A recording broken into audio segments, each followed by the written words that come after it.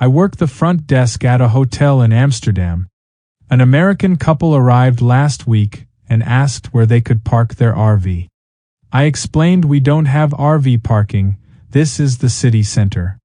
The man said, we drove through 5 countries today. Every hotel had parking. I told him those were likely outside city centers. He pulled out his phone. I have the right to park anywhere public in Europe. I looked it up. His wife nodded. It's in the EU constitution. I explained the EU doesn't have a constitution about RV parking. He insisted we paid taxes when we bought diesel. That includes parking rights. They'd confused road tax with parking permit. They parked illegally, got towed within an hour, came back furious, demanding I call the police about theft. Our constitutional right was violated. I called the towing company instead. The fee was €340. He tried paying in dollars. When I said we only accept euros, he said, discrimination against American currency. I explained currency exchange. He said, the dollar is accepted everywhere. I told him to use an ATM. He asked why Europe made it so difficult for Americans. Meanwhile, a woman in Paris asked our museum security why she couldn't bring her emotional support wine inside.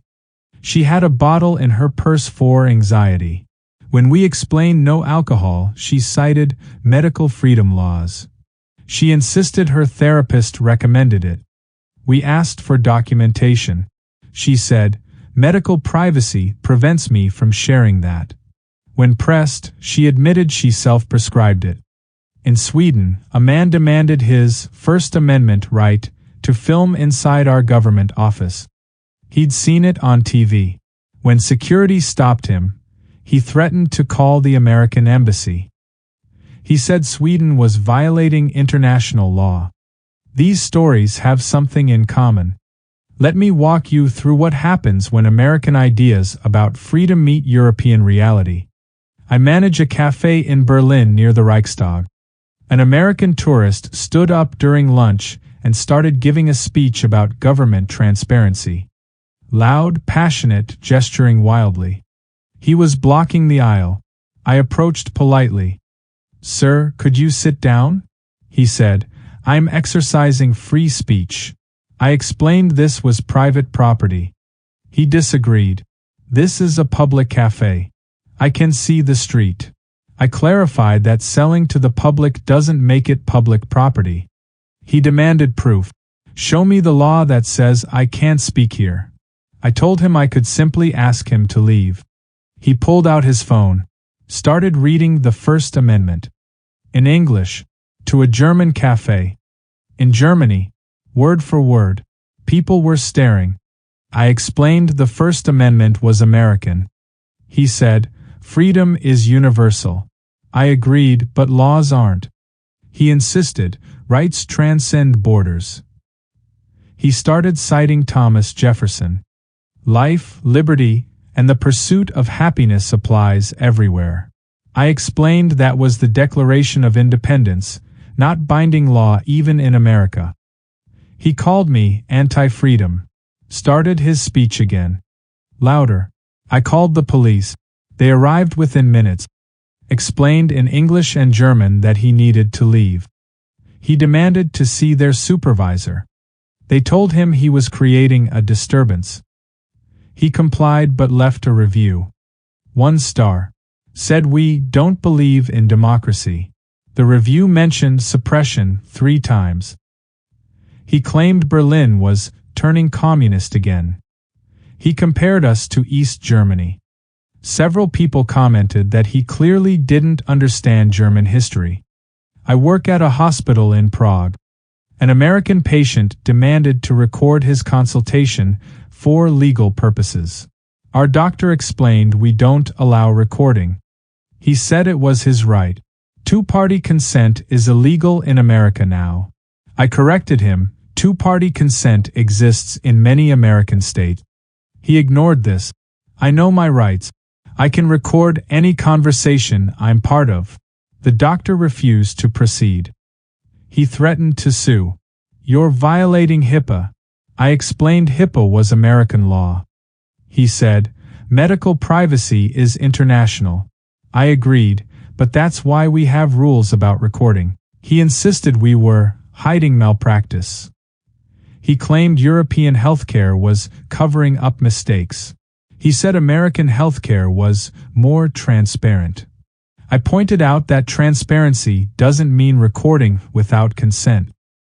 He demanded we sign a waiver allowing recording. We don't have such waivers. He asked for management. Management said the same thing. He asked if he could bring a lawyer to the appointment. I said lawyers don't typically attend medical consultations. He said, "In America they do." I doubted that but didn't argue. He eventually left, went to another hospital. Same response. He posted in an expat group about Czech doctors refusing transparency. Someone explained Czech law prohibits medical recording without consent. He argued that law was unconstitutional. When asked which constitution, he said, "The European one." Multiple people explained there's no European constitution. He insisted, "The EU Charter guarantees my rights." Someone sent him the actual charter. Nothing about recording doctors. He claimed they sent him an edited version. I'm a postal worker in Oslo. An American expat brought a package wrapped in American flag paper. I explained we can't ship it. Flag desecration laws. He laughed. That's not real. Flag code is voluntary in America. I clarified this was Norway. He said, "But I'm American. My rights travel with me." I explained Norwegian law applies in Norway regardless of citizenship. He insisted, "You can't restrict how I use my own flag. It's my property." I told him to rewrap it. He refused. Said he'd contact the embassy. This is discrimination based on nationality. I explained it's about respecting Norwegian law. He said American law should apply to American citizens abroad. I suggested plain paper. He said that was censorship of patriotism. He demanded my supervisor. My supervisor said the same thing. He asked for the law in writing. My supervisor printed it. He said it was in Norwegian so it didn't count. We offered a translation. He refused to read it. "I shouldn't have to learn your laws." I explained that's exactly what you have to do when living abroad. He said he was only visiting. I told him visitors also follow laws. He rewrapped it angrily. Used newspaper. Muttered about European tyranny. Filed a complaint with our postal service. The response explained flag laws. He replied, "Freedom doesn't need permission." He moved back to America 3 months later. His goodbye post said Norway was too restrictive. I own a restaurant in Paris. An American asked if she could photograph our kitchen for Instagram. I said no. She seemed shocked. "It's a public business." I explained the kitchen was private. She disagreed. "If you serve the public, it's public space." I told her health regulations restrict kitchen access. She said, "I'm not going in. Just photos through the door." I refused. She got upset. "In America, you can photograph anything from public areas." I clarified she was inside my restaurant, not a public area. She insisted the dining room was public. I explained private business versus public property. She said that distinction was arbitrary. I told her it was legal reality. She said I was gatekeeping food culture. She tried anyway. Pulled out her phone toward the kitchen. I asked her to leave. She said, "You can't kick me out for taking pictures." I could, actually. I pointed to the door. She refused to leave until she finished her meal. I told her the meal was cancelled. She demanded to speak to the owner. I said I was the owner. She asked for corporate. I explained this wasn't a chain. She left. Didn't pay. I called after her. She said, You violated my rights, so I don't owe you. I let it go. Not worth the hassle. She posted that Paris restaurants hide their ingredients. The post implied we had something to hide. Several commenters explained French privacy laws. She argued, privacy in business is suspicious. She claimed we probably used fake French ingredients. One commenter pointed out she never ate here. She said, that's because they wouldn't let me verify the kitchen. Another asked how she'd verify ingredients by photo. She didn't respond. I'm a homeowner in Munich.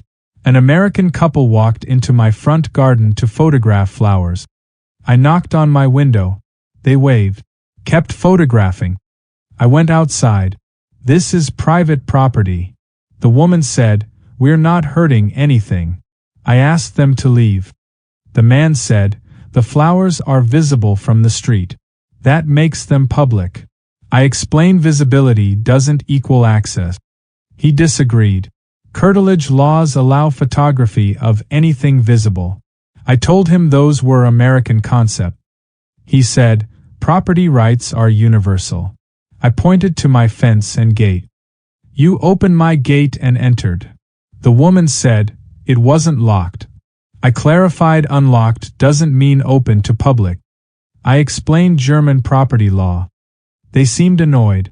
In America, if you don't want people looking, you put up a privacy fence. I told them this was Germany. They left. The man said, Europeans are so territorial. I watched them enter another neighbor's garden. I called the police. They were gone before police arrived. My neighbor found them photographing his back patio. He asked them to leave.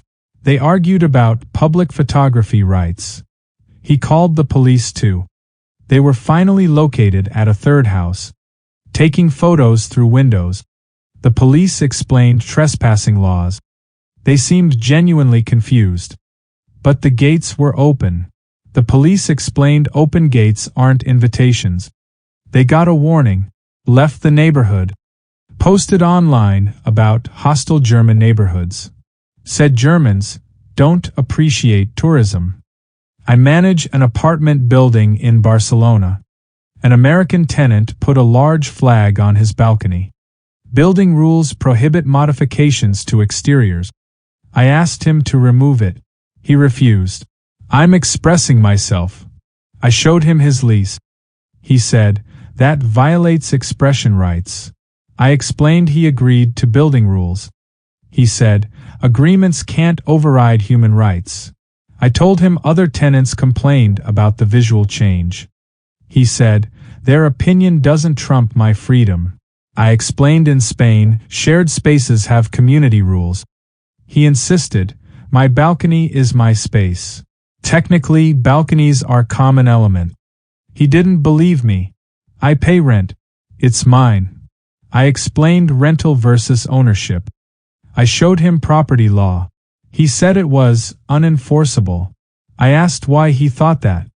He said, because it violates basic rights. I explained Spanish property law is well established. He said he'd fight it in court. I began eviction proceedings. He threatened legal action. This is political discrimination. The flag wasn't political, it was about rule violation. Any unauthorized exterior modification would be treated the same. He left a review calling us authoritarian landlords. Said Barcelona pretends to be free. He moved out before eviction completed. Left the flag up. We had to remove it ourselves. He demanded his deposit back. I deducted removal costs. He threatened to sue. His lawyer read the lease, told him he had no case. He posted about it online. Spain doesn't respect private property. Ironically, we were enforcing property rules. I worked at a train station in Brussels last month. An American asked why he needed a ticket for luggage. I explained oversized bags require extra ticket. He said, I paid for my seat. The bag sits with me. I clarified the bag occupied space. He disagreed. It's my property. I have the right to travel with my belongings. I told him regulations limit size. He said, that's a restriction on movement. I explained everyone follows the same rules. He insisted, in America, if I buy a ticket, I bring what I want. I told him this was Belgium. He said, freedom of movement is a human right. I agreed, but luggage rules aren't human rights violations. He said they were connected. He demanded alternatives. I suggested checking the bag. He refused. That's theft risk. I said we have secure baggage service. He didn't trust it. European trains lose luggage. I asked if he had evidence. He said it was common knowledge. I told him those were his options. Pay for extra space or check the bag. He bought the luggage ticket. Complained the entire time. Said European trains, nickel and dime everything. I explained this funds maintenance. He said, in America, freedom includes not being charged twice. I pointed out he was paying once for his seat and once for extra luggage space. He said that was semantics. I processed his payment. He boarded, left his bag in the aisle, blocked passengers. Conductor asked him to move it. He said, I paid for this bag's right to be here. The conductor explained the ticket didn't cover aisle blocking. He moved it grudgingly. The conductor moved it to storage for safety. He filed a complaint about property seizure. The railway responded explaining safety regulations. The common thread? Americans often arrive believing their rights travel with them.